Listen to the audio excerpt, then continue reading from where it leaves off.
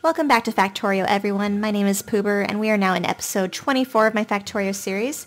And for those of you who have been following along for quite some time, you'll know that for the last couple of episodes we've been working on upgrading factories and replacing the ones that have needed it.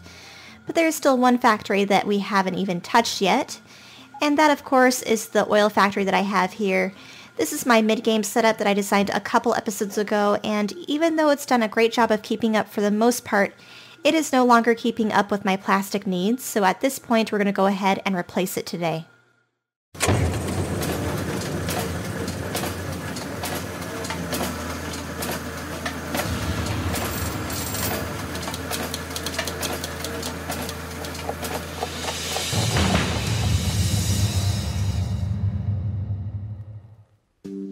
So one question you guys might be asking is, where am I going to fit it? I've asked myself that same question because I am very quickly running out of room in my main octagon that I have here. The other two that I have to the bottom I've kind of devoted to our smelting areas. This one here, of course, is for my iron plate and my copper plate, and then this one here is for my steel. But I do think that means we have a convenient bit of room in this section just right of the steel factory. So I think we'll go ahead and design something here. So one thing I think that might be cool this episode is to walk you through how I do my designing process. So we're going to go ahead into the test world and check that out. Here we are now in my test world, and you can see there's a ton of just random factories spread throughout the map. And zooming out a little bit further here, you can see we basically have a mock-up of the base that I'm using in my regular world. We've got the electrical rail grid that I've been using, as well as a couple of the factories that I've also incorporated into the base, like the steel smelter design here, the make everything over here, and then the Covarex enrichment factory designs are also in this section over here. But I do want to start here because I have the first design, which is what I used as inspiration for my end result, which we'll go over in just a minute. And some of you might recognize this design. It was featured in my 0.15 series and also on Exterminator's Building a Better Factory Part 2, I believe.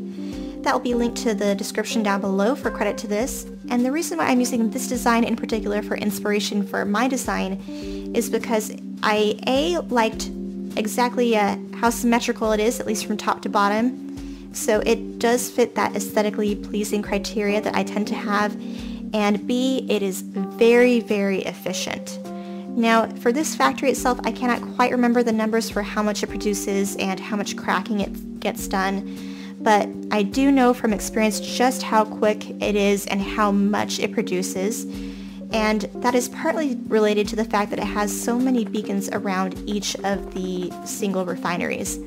I believe this has 16 beacons per each refinery, which is just incredibly fast, let alone it still has the right ratios for the cracking process and then has enough room for the lube and the miscellaneous fluids and barreling over here at the end. So when it comes to me actually designing my own factory, the reason why I want to do that is because this series I am trying to get away from just using other people's builds and trying to design most of the factories by myself, at least from my own design.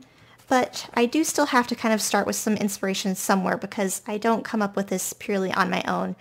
So looking at this, the thing I really liked that stood out to me as one of the big features why this is so successful is the fact that it is so beaconed. So we'll go ahead and walk over to kind of step one of my building process, and you'll see exactly how I incorporated this beaconed part into my own design. Okay, so here is step one of my personal design process. So you can see I basically duplicated the beaconed coverage of all of the refineries that we saw over here in Yoni's build. It's a little bit more symmetrical this time around. His were a little slightly uneven, but this time it is fully a complete square around each refinery. And we also, instead of having just 8 stacked on top of another 8 refineries, we have 16 refineries this time in a 4x4 square. So this is more symmetrical on all sides instead of just top to bottom. It's also symmetrical left to right, which, as you guys know me, I really appreciate. So this is kind of how I started. So I laid out the beacons and the refineries in this fashion here, and then I decided I needed to be able to get, of course, all the pipes fitted together and working and not conflicting with one another. And this is, for the most part, how I was able to do that. I believe this still has the correct pipe setup. We'll get a better look in kind of phase 2. So we'll walk up here. So by phase 2, I had made sure that all of the pipes were indeed fitted together properly. We kind of have the petroleum get fed into each other from kind of top to bottom. The light oil connects up from left to right for the most part, and then the heavy oil connects up again from top to bottom between all of the rows and columns and things like that. But the other thing for phase 2 is I decided that I also wanted to include the cracking process with this build. So I started to build a oil cracking design. This is the light into petroleum for the most part. And one thing I discovered that was really difficult for this design process was actually getting all of the pipes to fit properly and still be within beacon coverage. So this was getting a little bit more complicated for me, and this process alone took me probably 1 or 2 hours just to get right. But then we'll head up to where I have stage 3, and that is this setup here. So by this time, we've got the pipes all figured out. You can even see that a couple of these turn on occasionally because I do have the fluids getting tested at this point. And then this is kind of the end result of the cracking phase. So I was able to get the light oil cracking finalized as well as heavy and the lube and make sure it all fit appropriately in the beacon coverage. And then at the end I even added in a sulfuric acid section, and I also added in a solid fuel section over here, and that will be just so that we have solid fuel on hand, but secondly this will power the boilers, which will then get turned into steam with this product here, which then will be used into the coal liquefaction process. And I've never played with the coal liquefaction before, so this is my first time, but I did try to keep the ratios correct. So we'll go ahead and walk over to the coal liquefaction part, but here you can see where the steam comes into play. So the coal liquefaction, I kept 4 refineries for that. I think to be 100% ratio perfect, I would have had to use 5, although I didn't actually do the math on that. I just kind of followed other people's designs for the ratios. But this is what I ended up coming up with. So in phase 1 and 2, you only saw a 4x4 square, but now we have a 4x5. So there are now 20 refineries here, but these 4 on the end are for the actual coal liquefaction itself. So the heavy oil gets fed back into itself to start producing more of the light oil and the petroleum as our main products. And then these also get eventually fed back into the main oil line. So the petroleum, for instance, gets half of it to the left-hand side for plastic, and the other half basically goes to the right for the rest of the fluid cracking system. So over here to the left, this is where we have the plastic build. This was again featured in my 0.15 build. It is basically a smaller version of Exterminator's build as far as I can remember. But it is still working efficiently. We basically, instead of having bots do the unbarreling for this section, we just have direct fed of our pipelines here from our petroleum. That is probably one downside to this plastic build in particular, since there are limitations on the pipe throughput. But this still does produce a decent amount, and it's certainly going to produce a lot more than my regular build that I have already on my base. So we're going to be having trains deliver the coal onto this half here, and then plastic, of course, will be delivered by our bots into this train here. So that's how I planned stage 3, but stage 4 I knew I wanted to have some more fluid processing for some more solid fuel and rocket fuel, because that's going to be coming in very handy for our actual rocket tech. So that's where we have stage 4 come into play, and you can actually see the beginnings of our rail and train unloading systems. We still have the same setup for the 5x4 rows of the refineries, the same cracking setup, the same plastic setup, but now we have the addition of the solid fuel and rocket fuel setup. This again was inspired by Exterminator's build I used in my 0.15 map. Again, much smaller this time, but I do have room where I could basically mirror it on the alternate side in this section over here. But this again is going to be direct fed the light oil, because light oil tends to be far more efficient than using petroleum or heavy for the solid fuel production. And then the solid fuel will be getting directly inserted basically into the rocket fuel assembler machines, and then bots will be picking up the end result and supplying it into the train here. So in total, I ended up kind of blueprinting this design and seeing where I could fit it in my map, and then we end up kind of with stage 5, and that will take me just a second to walk over to that. And here is stage 5, so it's basically the exact same thing as we saw in stage 4, except we now have the addition of our train network.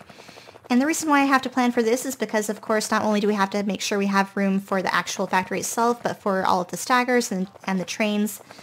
Plus, I actually have the addition of the, I believe, nuclear fuel in this section over here, just adjacent to the solid fuel, which I ended up actually moving. So we have the solid fuel to the left-hand side where the plastic used to be, and we've changed so the plastic is over here to the bottom. This still allows for me to mirror the solid fuel and rocket fuel section to the left-hand side over here in the future should I want to, along with the plastic. As long as I were to kind of move the train stacker down a little bit, I could add another row in this section down here to the bottom. But the reason why I laid it out this way is because this will allow me to have trains come in here, pick up barrels of any type of fluid that I want to in these train stops, and then these train stops up here to the north where we're going to be having the crude oil come in, and that will be dropped off here. The water will get dropped off over here, and they will be taking their turns in these stackers over here on either side. This kind of weird shaped circle or semicircle design is going to be for my personal train, so that way we can go from anywhere around the base and just stop at the personal drop-off here. And then again, the train station to the left here will be for my rocket fuel pickup and the nuclear fuel. And for the nuclear fuel, we're going to be having one train drop off the uranium-235 and directly insert it for the most part into the centrifuges here. That way we don't have any waste. And then we're actually full circle back to our plastic build, where we have our stackers here to the bottom for our coal and then our plastic pickup trains. And then over here to the left, we have a kind of smaller stacker version for picking up the rocket fuel. I did design where we have the trains coming off the main network and into the stackers and stuff, so hopefully it should work out if we were to take this over to our regular world. But keeping in mind the fact that I do now want to place this in kind of the other half of the steel smelting section, so kind of in the right-hand side, if you guys can imagine, of this octagon, I think we're going to have to make a couple of modifications, but it shouldn't be too big of a deal. So at this point, I think that sums up how I did this designing process. So now I just have to go back to the main world and build it.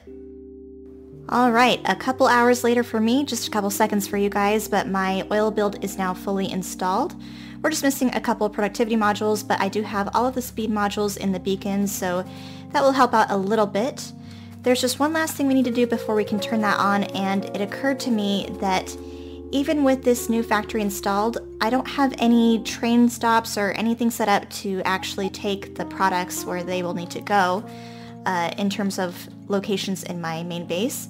So what I think I'm going to have to do is either rip this up and put in a couple train unloading stations in this section over here, or reinstall the Covarex enrichment factory somewhere else and make room for some train stops in this area.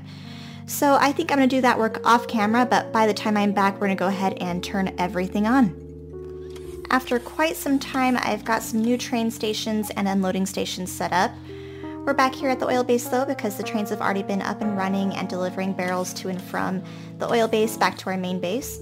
Let's zoom into the map though so you can see what I'm talking about in terms of our new train stops that we recently installed here. This used to be the old oil factory, as you guys can remember, and it has now been replaced by these new train stations. We even have our plastic now up and running, which is fantastic. It is now no longer an issue. It is fully saturating our belt line that we have here. And we have even more plastic than we really need at this point. The other two train stations right here are for miscellaneous items to be added in the future. I was thinking something like our rocket control units or low density structures or something that's appropriate to be going onto our main bus in the future. And then our train stops to the very far right of our main ones here with all the belts are where we have our fluid processing and barrel unloading and things like that. So this one here with the dark blue color is for our water unloading into our main base. But then the ones adjacent to it are for the corresponding barrels. So this one here isn't running quite yet because this is for rocket fuel, which we don't have researched yet. But the ones adjacent to that are for heavy and light oil barrels. Then we have lube here, acid, and then petroleum barrels as well. I do have some caps set on these so we don't accidentally overproduce, which is an issue I ran into my last series in 0.15. So I've learned my lesson. But now zooming back into the regular map, we can see the trains here again. I do have my conditions set on the cargo wagons, so that this, for instance, is how I have it set up for our acid. We have basically half of each cargo wagon for empty barrels and the other half for the full barrels, because it is about a 1-to-1 for barrel to barrel. And then same with the heavy and light oil, which share the same train, and then our water gets dropped off too. So you won't see these up and running at the moment because, again, our caps are already met. These assemblers are where we actually do the barreling over here. But interestingly, as much plastic as we see on the belts back of the main base, it is only a result of the coal liquefaction that we have. You can see these turned on at this moment with the flames coming out of them.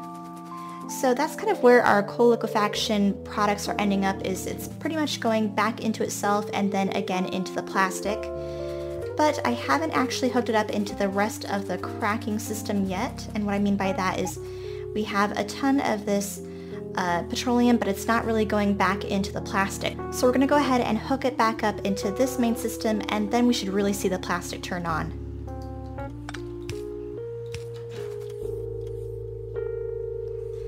There we go, you can see the bots now really picking it up.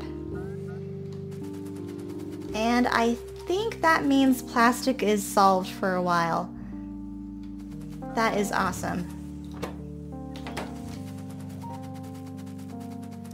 In terms of the coal liquefaction, this is where we have the coal getting dropped off, and it's delivered by the bots into the requester boxes over here that then get into these underground belts and delivered into the refineries themselves. And we can see a couple of the refineries are getting turned on. I don't think we're going to see all 20 at one time, just because we're kind of already max on our caps for all of our barrels and our fluids at the moment. It is kind of a relief to know that this is functional, and should I really have the demand, it should be fully up and running 100% of the time. Alright, I think with that said, that's enough fluid processing for one day. There are a couple things I want to do to kind of wrap up the episode. Now that we have our fluids really kind of handled for the short term at least, I do want to start researching the rocket related tech. That will allow us to get the rocket fuel, which I really want to come in handy for nuclear fuel to really speed up the trains. But then of course this is required for getting our actual rockets launched for the end game. But in addition to that, I was hoping that we could finally get rid of our mini base where we started out all the way back in episode 1. This is really an eyesore at this point, so I think there's nothing really worth salvaging. So we'll go ahead and get rid of this after we start researching our rocket tech. Alright, our rocket silo research is underway. I just want to take another quick look at our main bus. Yes, our plastic is still doing excellent, of course. Our trains are working. Once we get the rocket silo researched, obviously this fuel train will come in handy at that point, but for now it'll still stay idle. And let's take a look at the red circuit factory. Is it picking up at all? A little bit better than it was at the beginning of the episode when the plastic was really having lower throughput. I think what might help would be adding in blue belts here instead of red to help speed up the throughput. But again, let's head over to our mini base real quick, and we'll end the episode with a bang. Alright, you guys, it is time to say goodbye to our starter base. It has been good to us.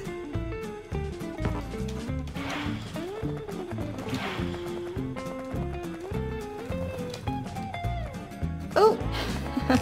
My bots are going to try and repair everything, but I think with that, we're going to go ahead and wrap up episode 24. Thanks so much for joining me, you guys, and I hope you'll stick around for episode 25.